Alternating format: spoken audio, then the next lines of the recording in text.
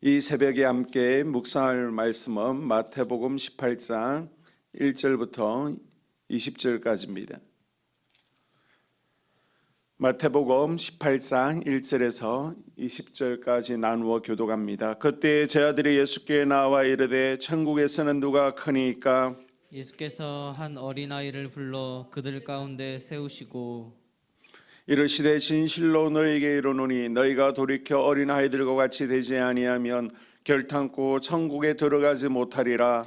그러므로 누구든지 이 어린아이와 같이 자기를 낮추는 사람이 천국에서 큰 자니라. 또 누구든지 내 이름으로 이런 어린아이 하나를 영접하면 곧 나를 영접함이니 누구든지 나를 믿는 이 작은 자 중 하나를 실족하게 하면 차라리 연자 맷돌이 그 목에 달려서 깊은 바다에 빠뜨려지는 것이 나으니라. 실족하게 하는 일들이 있으므로 말미암아 세상에 화가 있도다. 실족하게 하는 일이 없을 수는 없으나 실족하게 하는 그 사람에게는 화가 있도다. 만일 내 손이나 내 발이 너를 범죄하게 하거든 찍어내 버리라. 장애인이나 다리 저는 자로 영생에 들어가는 것이 두 손과 두 발을 가지고 영원한 불에 던져지는 것보다 나으니라. 만일 내 눈이 너를 범죄하게 하거든 빼어내 버리라. 한 눈으로 영생에 들어가는 것이 두 눈을 가지고 지옥불에 던져지는 것보다 나으니라. 삼가 이 작은 자 중 하나라도 업신여기지 말라. 너희에게 말하노니 그들의 천사들이 하늘에서 하늘에 계신 내 아버지의 얼굴을 항상 배움느니라. 너희 생각에는 어떠하냐? 만일 어떤 사람이 양 100마리가 있는데 그 중에 하나가 길을 잃었으면 그 99마리를 산에 두고 가서 길 잃은 양을 찾지 않겠느냐?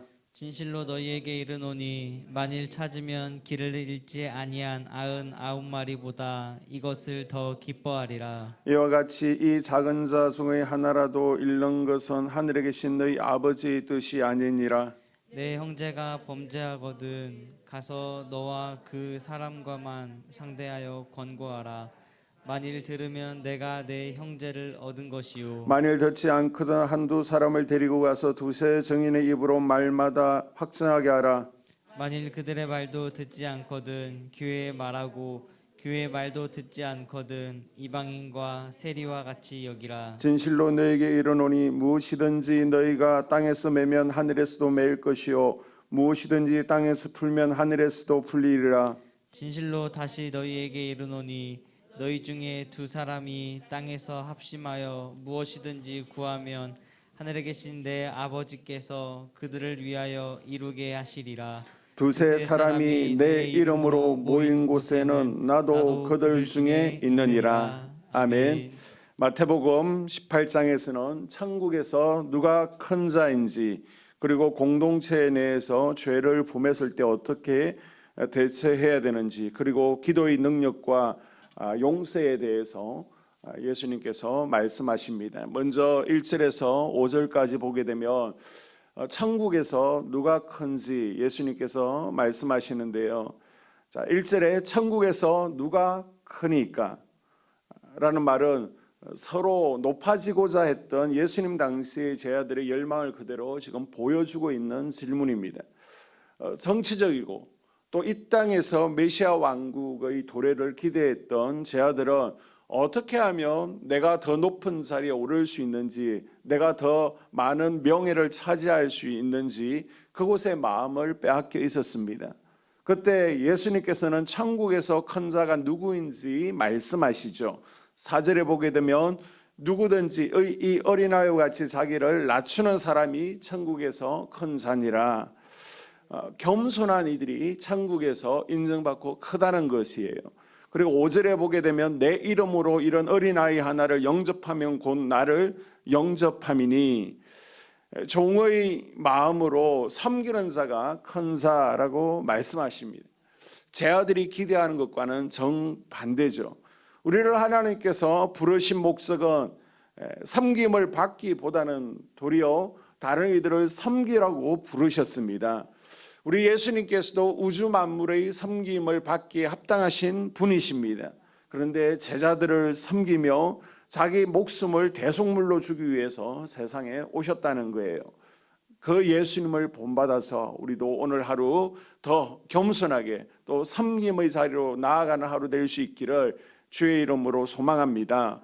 6절에서 14절을 보게 되면요, 예수님을 믿는 소자 가운데 하나를 실족해 하는 이에 대한 경고가 나와 있습니다. 영적 어린아이를 실족하게 하는 것은 연자맥도를 목에 메고 바다에 깊은 바다에 빠뜨린 것과 다를 바가 없다라고 예수님께서 비유로 말씀하십니다. 주님께서 귀하게 여기시는 영적 어린아이를 걸려 넘어지게 하거나 죄를 짓게 만드는 것은 용서받을 수 없는 행동이기 때문에 정말 조심해야 된다. 천하보다 한 영혼이 귀하다라고 예수님께서 말씀하시는 거예요. 예를 들어서 이제 주님의 전으로 새로 발을 들여놓고 막 신앙생활하는 영적 어린아이가 있습니다. 그러면 사랑으로 섬기고 그리스도의 장성한 분량에 이를 때까지 잘 돌봐야 된다는 거예요. 그렇게 돌보는 가운데는 천국 시민으로서의 기본 덕목들이 있습니다. 섬김과 또 포용과 겸손과 온유, 이런 것들을 먼저 된 이들이 보이지 못해서 실족해 할 수도 있습니다. 또 가만히 이 영적 어린아이 옆에서 교회에 대해서 부정적인 영향을 미칠 수도 있습니다. 그러나 영적 어린아이 옆에서는 해야 될 말과 하지 말아야 될 말, 해야 될 행동과 하지 말아야 될 행동들을 구분할 수 있어야 됩니다. 만약 그렇게 하지 못할 때에는 이 영적 어린아이를 그리스도로부터 멀어지게 하고 또 실족해 할 수 있는 것이기 때문에 조심하라는 것입니다. 예수님께서는 그렇게 죄를 짓는 손이나 발을 찍어내라, 눈을 뽑아버리라, 그만큼 강력하게 지금 경고를 하고 있습니다. 우리 공동체 내에서 영적 어린아이들 한 사람 한 사람을 주님 대하듯이 섬기는 은혜가 있을 수 있기를 주의 이름으로 당부를 드립니다. 15절에부터 17절까지는 공동체 내에서 범죄했을 때 공동체를 어떻게 지킬 것인지에 대해서 예수님께서 말씀하시는데요, 먼저 범죄한 이들에게 개인적으로 찾아가서 권고하라는 겁니다. 아무도 모르게 1대1로 권고하라는 것이죠. 그 이유는 공적인 자리에서 수치심을 느끼도록 만드는 사항을 피하자는 것입니다.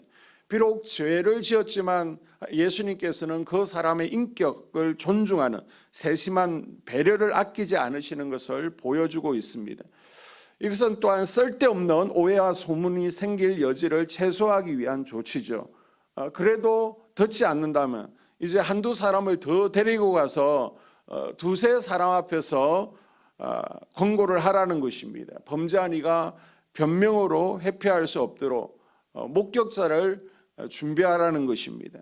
그리고 죄에서 돌아오기를 원한다는 간절한 마음을 몇 사람이서 서로 보여주라는 것입니다. 그리고 마지막으로도 듣지 않으면 교회 전체가 말하도록, 교회가 대표로 말하도록 하는 것입니다. 회개하면 좋지만은 듣지 않으면 최종 조치로 교회에서 말하고, 또 교회의 조치도 따르지 않으면 이방인과 세리같이 여겨서 출교를 시키라는 겁니다. 아니, 귀한 영혼을 어떻게 공동체에서 쫓아낼 수 있느냐라고 생각할 수 있지만은 예수 그리스도의 피로 세운 교회가 어떤 범죄자 한 사람 때문에 공동체의 분위기가 허려지고 깨진다면 그것이 바로 예수 그리스도의 십자가를 욕되게 하는 일이라는 거예요. 그 공동체 안에 많은 사람들이 상처를 입을 수 있고 교회가 건강하게 관리되고 유지되어야 되는데 교회가 부패할 수 있기 때문에 출교시킬 수밖에 없다라고 예수님께서 말씀하십니다. 그렇게라도 천국 공동체를 건강하게 유지하고자 하는 예수님의 마음을 엿볼 수 있죠. 그 사례가 바로 초대 예루살렘 교회 같은 경우에 비록 아나니아와 삽비라가 죄를 지었지만은 죽을 만큼의 죄는 아니었습니다. 그러나 그 공동체를 건강하게 유지하고 모델이 되게 하기 위해서 아나니아와 삽비라를 하나님께서 심판을 하셨던 것이죠. 바라기는 포도원을 허는 작은 여우들로부터 사단 마귀로부터 우리 한수만 공동체를 잘 지켜나가는 우리가 될 수 있기를 주님의 이름으로 당부합니다.